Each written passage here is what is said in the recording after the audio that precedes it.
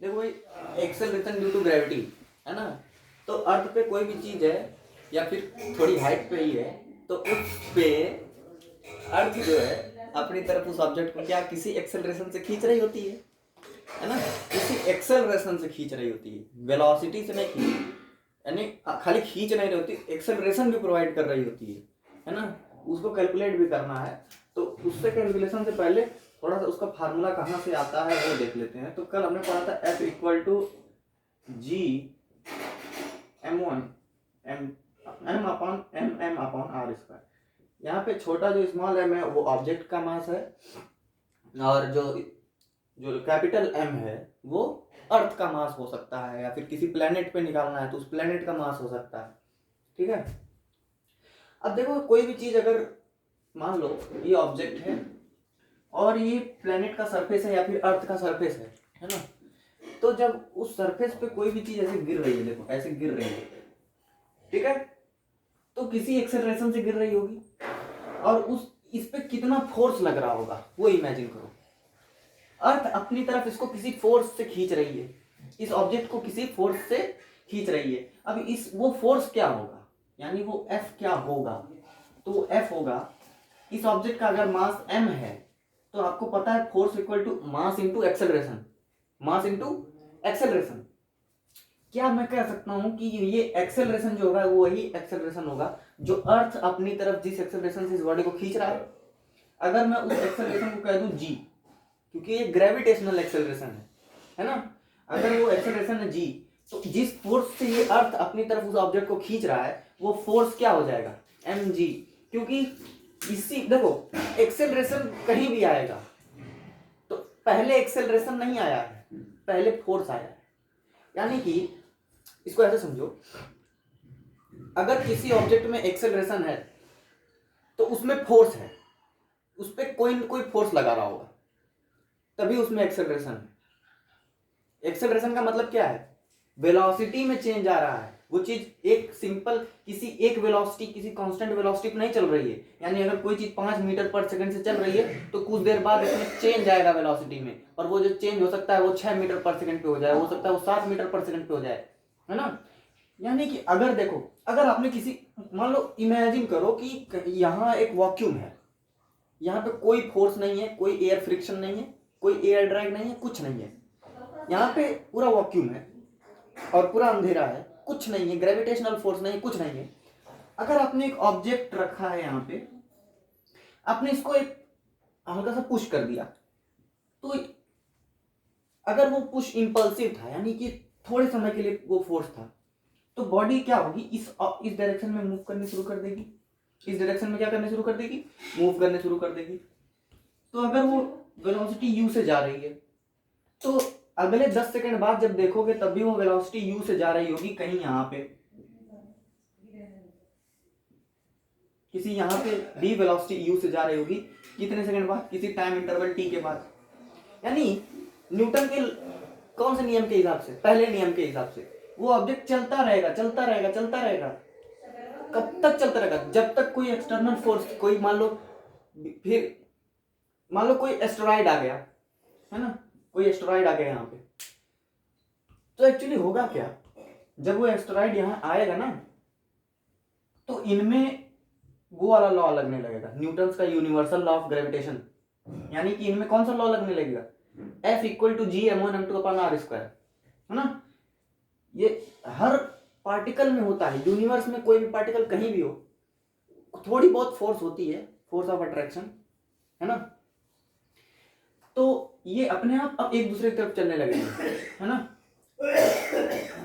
तो तब तक नहीं रुकेगा जब तक उससे कोई एक्सटर्नल फोर्स ना लगे।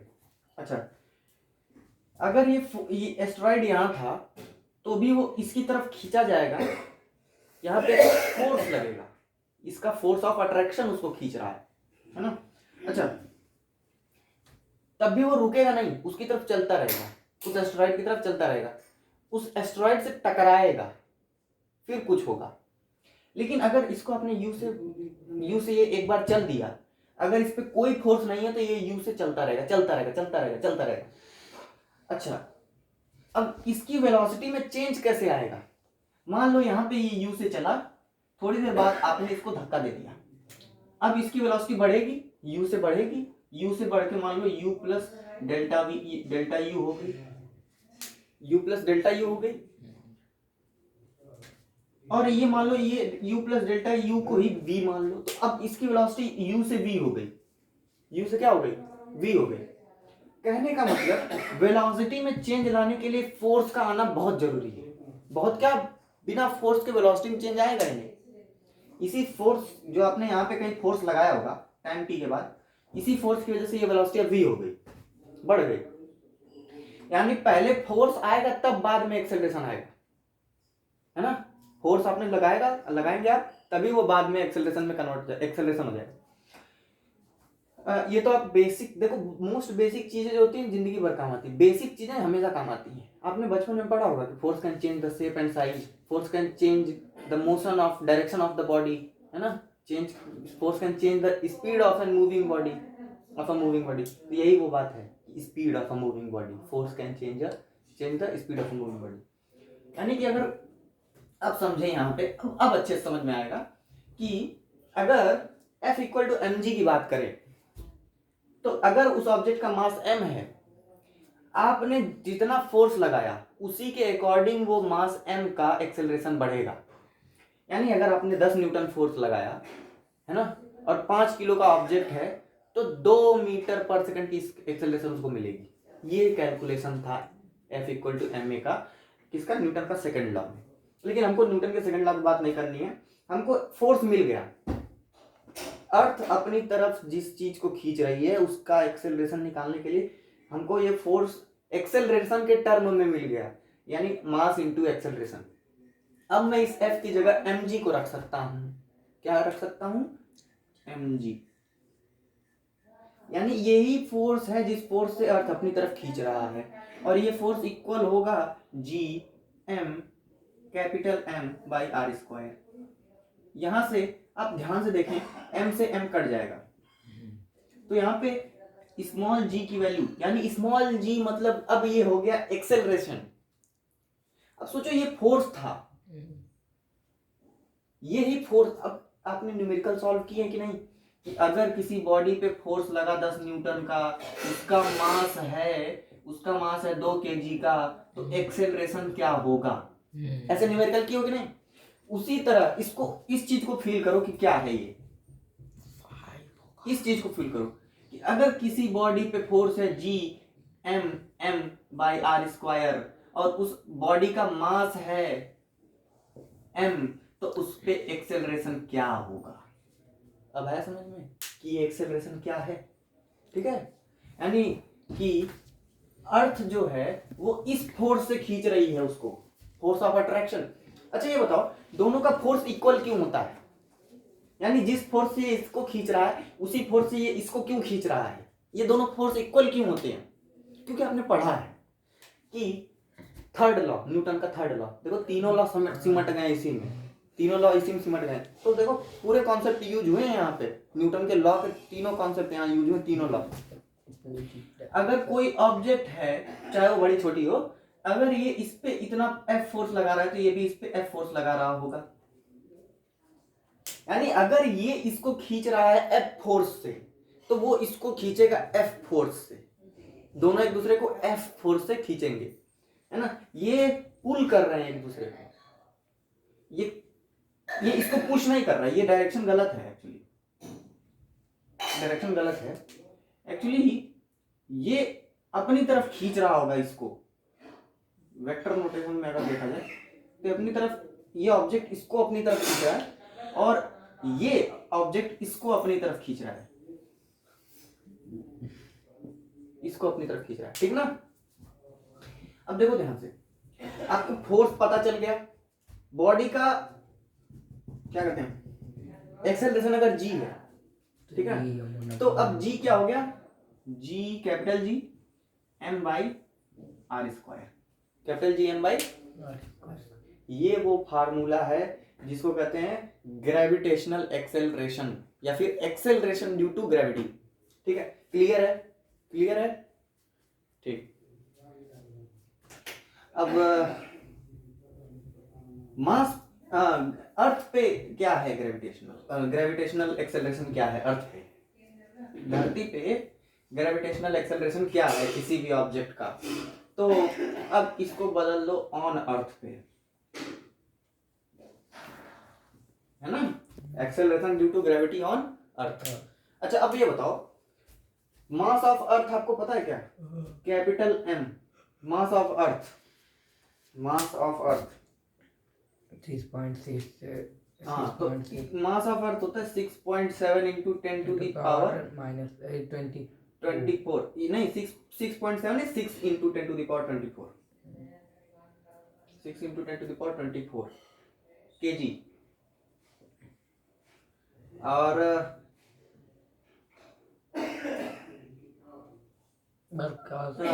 जो डिस्टेंस होती है, डिस्टेंस जो होती है, अच्छा तुम सोचो इस चीज को सोचो, जो अर्थ होती है, जो अर्थ है इसका सेंटर कहीं यहाँ पे होगा, मैं बता रहा हूँ 6.4 देखो इंटू 10 टू पावर 6। ठीक है, तो देखो जो अर्थ है उसका सेंटर यहाँ पे होता है, मान लो सेंटर यहाँ पे है, तो कोई भी ऑब्जेक्ट कभी भी किसी ऑब्जेक्ट को खींच रहा है। देखो एक्चुअली जो यूनिवर्सल लॉ ऑफ ग्रेविटेशन है वो 2 पॉइंट्स के लिए है, किसके लिए है 2 पॉइंट्स के लिए। अगर कोई 2 पॉइंट है स्पेस में तो ये दोनों एक दूसरे को किसी फोर्स F से खींच रही होंगी और उस F फोर्स की वैल्यू होगी G इस एक मास m1 bye m2 bye r²। ये 2 पॉइंट के लिए है एक्चुअली, लेकिन आप बाद में हायर क्लासेस में पढ़ेंगे कि चाहे वो कोई भी ऑब्जेक्ट हो उसको एक पॉइंट बनाया जा सकता है, माना जा सकता है पॉइंट। क्यों माना जा सकता है, क्योंकि अगर वो ऑब्जेक्ट कितना भी बड़ा हो, इस ऑब्जेक्ट का सारा मास कंसंट्रेटेड होता है किसी एक पॉइंट पे जिसको कहते हैं सेंटर ऑफ मास। इस ऑब्जेक्ट का सारा मास किसी एक पॉइंट पे कंसंट्रेटेड होता है जिसको हम क्या कहते हैं सेंटर ऑफ मास कहते हैं। यानी वो सेंटर ऑफ मास ही उस पॉइंट को आप एक पॉइंट मान सकते हैं, उस सेंटर ऑफ मास को आप क्या मान सकते हैं एक पॉइंट मान सकते हैं, ठीक है। अच्छा तभी देखो ये मास तो पूरी ये मार्कर का जो मास है ये हर जगह है ना, यहाँ से लेके यहाँ तक भी, अगर इसकी लेंथ L है तो पूरी लेंथ L तक मास है, अलग अलग मास होगा। लेकिन इसको मैं ऐसे इस पे देखो अपनी उंगली पे इसको बैलेंस कर पा रहा हूँ ना, किसी भी पॉइंट कोई ऐसा पॉइंट आएगा जिसपे इस चीज को मैं बैलेंस कर पाऊंगा ना, ऐसे है ना, ये बैलेंस हो गया कि नहीं। यानी यही वो पॉइंट है जहां पे इसका सारा मास कंसंट्रेटेड है ना, इस ऑब्जेक्ट का सारा मास इसी पॉइंट पे कंसंट्रेटेड है, यहाँ वो पॉइंट है ना। यानी कि अगर मैं पूरे मास को ऐसे इसको गायब कर दूं तो कह दूं कि अगर ये पूरा मास किसी एक पॉइंट यहाँ पे होता, यहाँ पे जहां पे वो टिक गया था यहाँ पे होता, तब भी बात वही होती, तब भी बात क्या होती वही होती। यहाँ पे अगर एक पॉइंट होता तब भी बात वही होती, चाहे ये फैला हुआ है तो भी बात वही है ना। तो यही अर्थ चाहे इतना हो जाए कोई बात नहीं, इसका जो सेंटर ऑफ मास कहीं है, जो सेंटर ऑफ मास होगा, अब उसी सेंटर ऑफ मास की तरफ हर ऑब्जेक्ट खींचा चला जाएगा। अगर कोई ऑब्जेक्ट यहाँ है तो ये इस तरफ खींचेगी, है ना। ऐसे अगर कोई ऑब्जेक्ट यहाँ पे है तो ये ऑब्जेक्ट इधर नहीं खींचा जाएगा, ये ऑब्जेक्ट कहाँ खींचा जाएगा, इस तरफ खींचा जा रहा है और इसकी डायरेक्शन इस तरफ होगी, सेंटर ऑफ मास की तरफ, ठीक है। तो एक्सेलरेशन ड्यू टू ग्रेविटी। अब एक्चुअली होता क्या है, जो अर्थ है डिस्टेंस क्या ले, ऑब्जेक्ट कहीं यहाँ किया जाए कि कहाँ किया जाए, तो हम जो एक्सेलरेशन ड्यू टू ग्रेविटी निकालते हैं वो अर्थ के सरफेस के लिए निकालते हैं। किसके लिए निकालते हैं, अर्थ के सरफेस के लिए निकालते हैं। तो अगर अर्थ का सेंटर ऑफ मास कहीं यहाँ पे है और इसका सरफेस अगर डिस्टेंस r पे है ना, डिस्टेंस किस पे है r पे है, तो हम इस सरफेस पे कितने, अगर इस सरफेस पे ऑब्जेक्ट रखा जाए, यानी यहाँ पे अगर कोई बॉल रखी है, वो बॉल कितने एक्सेलरेशन से खींची जा रही है, कितने एक्सेलरेशन से खींची जा रही है, उसको हमको कैलकुलेट करना है। यानी हम जो हमारा g की वैल्यू आएगी, जो भी आएगी, आप पता होगा 9.8 मीटर पर सेकंड स्क्वायर, लेकिन जो भी g की वैल्यू आएगी वो इस सरफेस के लिए होगी, किसके लिए होगी, सरफेस के लिए। और r की वैल्यू होती है 6400 किलोमीटर, रेडियस, अर्थ की जो रेडियस होती है वो 6400 किलोमीटर होती है, ठीक है।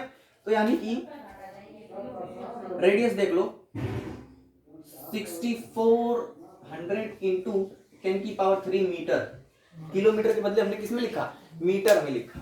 अब यहां से देखो ध्यान से 6.4 into 10⁻⁶ 6.4 इंटू 10⁻⁶ हो जाएगा मीटर, ठीक है। 6.4 इंटू 10⁻⁶ मीटर। अब आपको मास पता चल गया, आर पता चल गया, आपको जी की वैल्यू पता ही है 6.67 इंटू 10⁻⁻11, ठीक है। यूनिट लिखने की जरूरत नहीं, हमको सिंपल कैलकुलेशन करना है।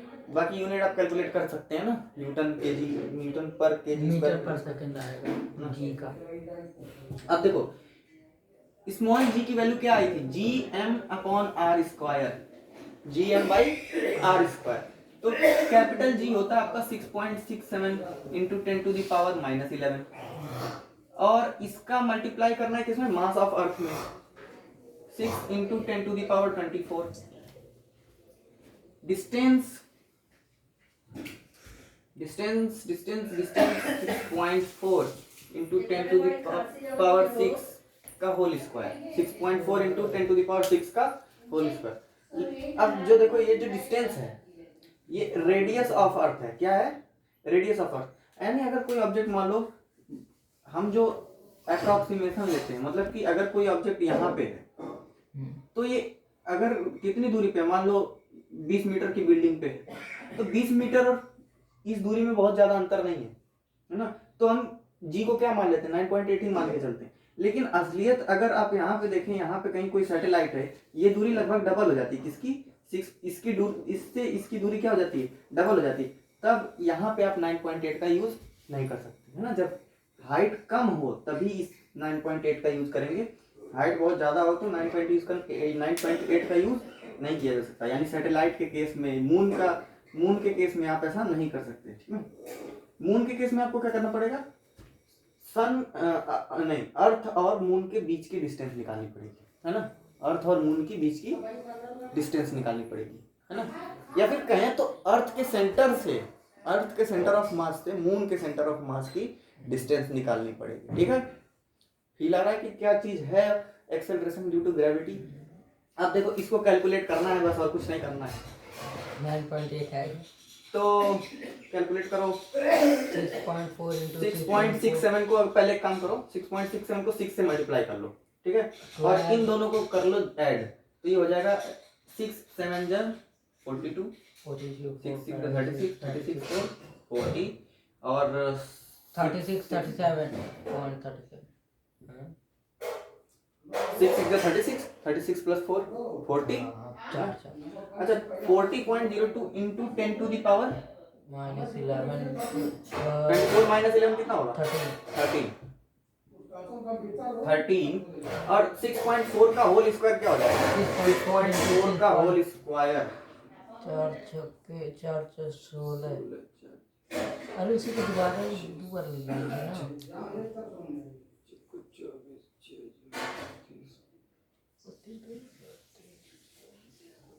6 5 9 8 2 10 3 1 4 4 3 1 4, ठीक है। यानी 40.96 कितना आ गया, 40.96 इंटू 10⁻12 है ना, 6 का 6 इंटू 2 है ना, पावर मल्टीप्लाई जाएगी। अच्छा ये 12 ऊपर जाएगा तो यहाँ पे हो जाएगा 10 बच गया। अब इसको 40.02 को डिवाइड करना है। अच्छा 40.02 को अगर 40 ले लें और 40.96 को अगर 5 ले लें, 50 ले लें, 50 ले लें, है ना, तो ये हो जाएगा 4/5, है ना। अरे नहीं वो 50 कैसे आएगा, 41 होगा ना। हाँ 41 सॉरी 41 ले लें, है ना, हाँ 41। तो ये हो जाएगा, पॉइंट लगा के 0 बढ़ाए कितनी टाइम जाएगा, 9 टाइम्स, 10 टाइम्स पे आपका हो जाएगा 400, 10 टाइम्स पे 410 हो जाएगा। वो जो 10 है उसको मल्टीप्लाई कर देंगे जो आप 10 लिए हैं 40.02 से। हाँ हाँ हाँ ठीक है एक मिनट रुको जरा। तो एक्चुअली 400 से अगर डायरेक्ट डिवाइड करोगे यही आंसर आ जाएगा, या फिर रुको पॉइंट से जाते हैं। तो 9 टाइम्स जाएगा, 9 1 9 9 हो गया 36। कितना मिल गया? 31। फिर आपने 0 बढ़ा दिया, 8 टाइम्स, 8 1 8 8 4 32, 8 1 8 9 एक मिनट 9.7 जाएगा ना, 9 7 जाएगा, 7 1 7 7 4 28। वो वहाँ पे 3 हो जाएगा लास्ट में। ये कितना बचेगा? 3 10 3 2 7 1 10 7 3 3 2 और 2 3 ये 2 0 2 था ना, तो 10 2 2 हाँ 23। अब आप फिर एक 0 बढ़ा दीजिए, तो इस बार कितना हो जाएगा? 6 टाइम्स, हाँ नहीं 6 टाइम्स 5 टाइम्स जाएगा, 5 टाइम्स जाएगा ना, 5 1 5 5 4 20। हाँ ठीक है, तो ये करीब मिलेगा 25 है ना। तो ऐसे करते चला जाएगा, तो 0.975। तो अगर 10 मल्टीप्लाई जाएगा तो ये हो जाएगा 9.75। अच्छा ये 5 है, देखो एक रूल होता है 11th में पढ़ोगे, रूल के हिसाब से अगर 5 है तो राउंड ऑफ करते समय ध्यान देते हैं, अगर 5 से पहले ऑड नंबर है तो ऑड नंबर में 1 जोड़ देते हैं, अगर 5 से पहले इवन नंबर है तो 1 घटा देते हैं, ठीक है, 1 घटा देते हैं या 1, ठीक है 1 घटा देते हैं। तो आपका 5 से पहले ऑड नंबर है, ऑड नंबर है, उसमें 1 जोड़ दो, मीटर पर सेकंड स्क्वायर, ये आपका आंसर है। और एक्सेलरेशन ड्यू टू ग्रेविटी, उसका मैंने फील दे दिया कि कहाँ पे यूज करना है। सैटेलाइट के केस में आप ये नहीं यूज कर सकते 9.8 की सैटेलाइट किस एक्सेलरेशन से फॉल कर रही होगी, फॉल तो कर ही नहीं रही होगी, क्योंकि वहां पे सेंट्रीपिटल एक्सेलरेशन सेट हो जाता है।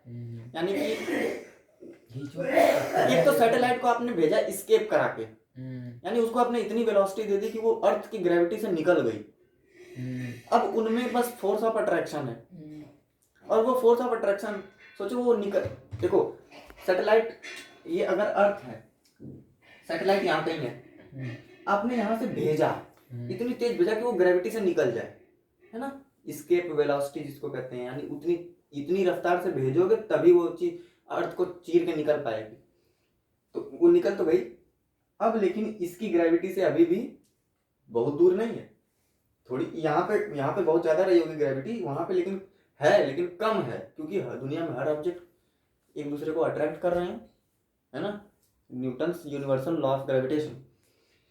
तो यहाँ पे क्या हो रहा है, ये सैटेलाइट यहाँ से भागना चाह रही होगी, लेकिन इसका ग्रेविटेशन यहाँ पे भी, अगर मान लो सैटेलाइट यहाँ कहीं आ गई, यहाँ कहीं चली जाती, तो वहां तक जाने की नौबत ही नहीं आएगी ना, क्योंकि यहीं से ये अपनी तरफ खींच लेगी, तो ये वापस किसी पाथ पे आ गई। ऐसे करके इसका एक पाथ बन जाएगा, इस सैटेलाइट का क्या बन जाएगा, एक उसी पाथ पे वो फॉलो करेगी, ठीक है। सैटेलाइट, इसीलिए मून को सैटेलाइट कहा जाता है ना, क्योंकि मून एक पर्टिकुलर पाथ पा गया है, उसी पाथ पे वो चलता रहता है, ठीक है, क्लियर है।